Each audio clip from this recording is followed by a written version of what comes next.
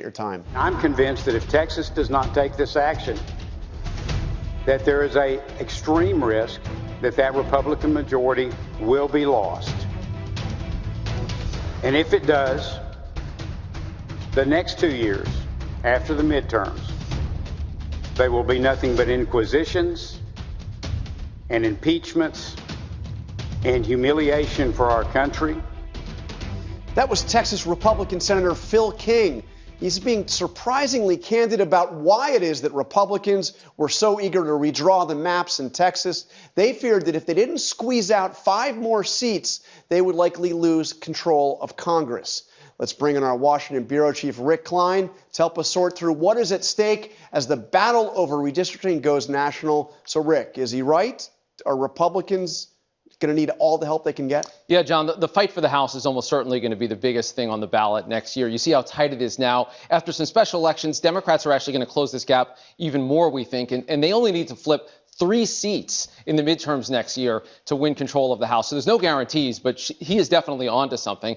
And in this nationwide war over redistricting, we've seen the 2 biggest states go first. The biggest red state, Texas. You mentioned those 5 additional seats. Look at all that red. Yeah, and there's not a lot of blue. They're squeezing that big time. Now, what we're seeing the opposite in California, where the Democrats under Gavin Newsom are putting a map on the ballot for voters this fall that could get them those 5 seats back. So that would make those 2 states. Only 4 Republican seats, 48 for the Democrats. If they were able to pull it off with the voters next year.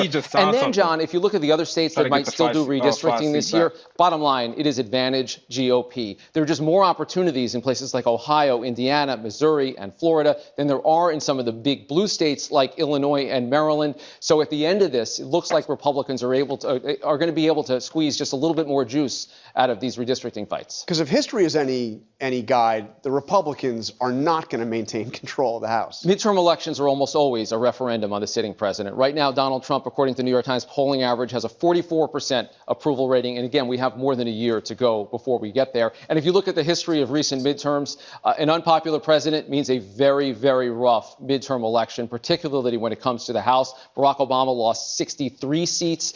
Trump lost 40. He knows. Lost 40. Yeah. Remember how angry he was? Yo, this guy just... Wait a minute. This guy just blew past everybody else and went straight to Donald Trump and said Donald Trump had -40. Look at Obama. Obama had -63. And this is the recent midterm result. Obama, 2010, has -63.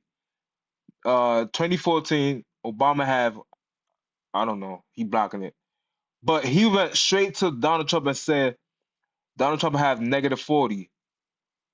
So he just completely just blew past Obama. And Obama have the most. These people are just insane, bro. After that midterm, I mean, that changed his presidency. He doesn't want it to happen again. But guys, subscribe to my channel, put a like to my channel, and also comment down below. And yeah, man, just comment down below. Democrats are facing some serious headwinds as well. Yeah, and this is just a stunning analysis that the New York Times has out in the last couple of days. You've seen nationwide a drop in Democratic registration numbers. And in the battleground states, it's just as stark. Look at this. The share of registered Democrats down almost 4 points in Arizona just since 2020. Nevada, more than 8 points. North Carolina, Pennsylvania. All of these big battlegrounds have lost Democrats in large numbers, again, just this decade. So that just tells you how tough it's going to be for Democrats to fight their way back when it comes to control of Congress or potentially the presidency down the road. It's hard to create a wave if voters are fleeing your party. Extraordinary that Democrats have lost more. Yeah, man, the Democrats is not the same Democrats as yesteryear, and I don't know, man. The Democrats. I don't think the Democrats is for the people, man. I'm gonna say this. The Democrats have to get their act together, and it don't look too good for them for 2028. Like I'm going to be honest, that don't look too good for them. We got JD Vance. We have a lot of candidates, and it don't look too good for the Democrats. The Democrats don't have any leader. They trying to find a leader. They don't have any leader, and they I don't know. Gavin Newsom want to beat Trump. You know what I'm saying? He's just going against Trump, and this is the reason why the Democrats lost. But yeah. 2 million registered voters just in the past 4 years, and Republicans have gained. Rick, thank you very much. Up next. All right, guys, I wanna pivot to a next video clip with JD Vance, and let's take a look at this video. He talks about the he was basically on Meet the Press, and he talks about the redistricting, and let's take a look.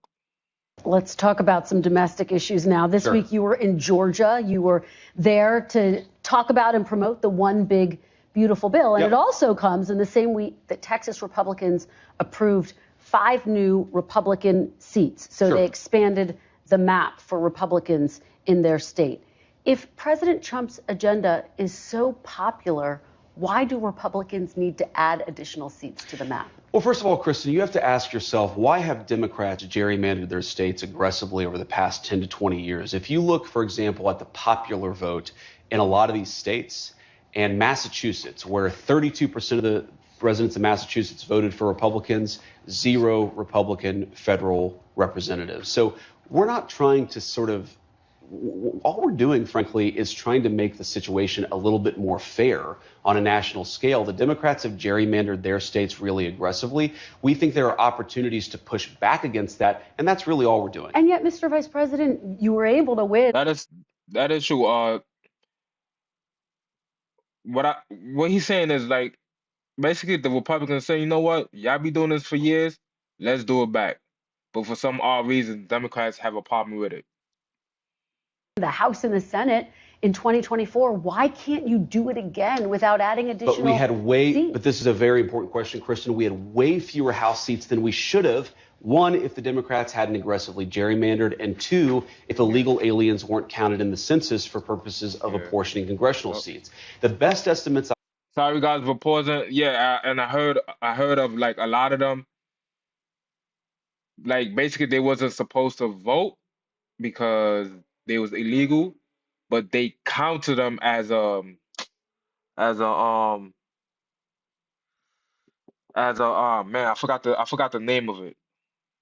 Seen is that in California, for example, has 5 additional congressional seats than it should have because they count illegal aliens for the purpose of apportioning representatives. Meanwhile, Ohio, my home state, lost a representative. We're literally losing representatives for American citizens in order to give congressional representation to illegal aliens. Republicans are trying to balance out the scales a little bit for basic fairness and for the integrity of our democracy, which the president cares about as much as anybody in the country. But of course, people who are here and who are not documented are not eligible to vote. But they're not eligible to vote, but they do go in the congressional apportionment. That's why California has so many more seats, is because they count illegal aliens. So even though they don't vote, well, some of them actually do vote, but hopefully most of them don't. They end up getting congressional representation that ought by right go to American citizens. I know we're almost out of time, so yeah. So that was the one I was basically trying to say. So let me also. And JD Vance, he knows how to, like, articulate his words, man. And she could always try to, like, push back on it, but he knows how to, like, articulate his word and, like, just know how to, like, balance the conversation. But let me pivot to this next clip.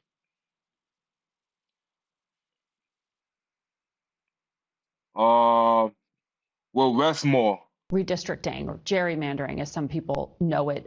You've said you don't like talking about it, but all options are on the table when it comes to your state. There's only one seat here that is actually Republican, and it's a seat held by Representative Andy Harris.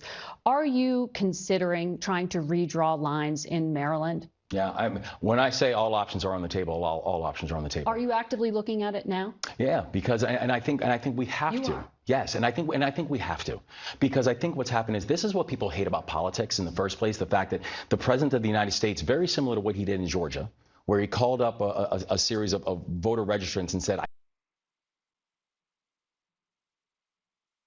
need you to find me more votes."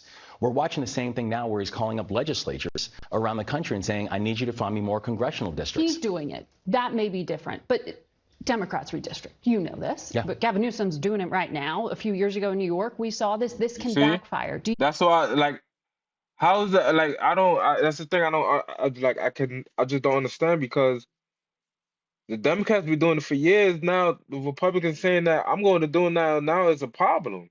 Like, and that's the thing. I don't get. Like, I just don't understand it. You really want to go down this road? I want to make sure that we have fair lines and fair seats. But we don't have situations. I think what he's saying is, like, he's gonna do anything to get the seats back, and he's basically, I guess, going to I don't know, cheat, maybe. Where politicians are choosing voters, but that voters actually have a chance to choose their elected officials. We need to be able to have fair maps.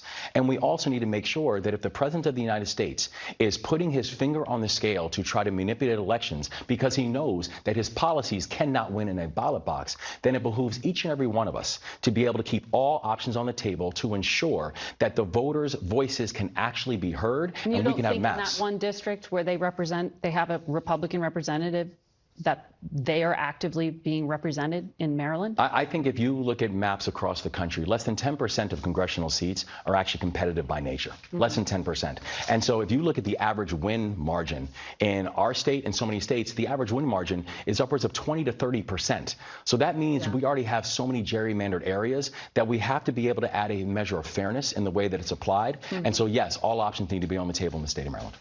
How about this? How about the Republicans and Democrats come together and say, you know what? Because it clearly is that these both parties have an issue with this. So now I think they should just, like, come together and say, you know what? To write a law to say, oh, let's ban it. Guys, comment down below what you think about that. You think that the Congress should just, like, ban it? You think the Republicans and Democrats should come together and say, you know what, let's just ban it and just don't think about this no more? Guys, let me know what you think about that. And guys, subscribe to my channel, put a like to my channel, man. And I'll see y'all guys on the next one. Peace.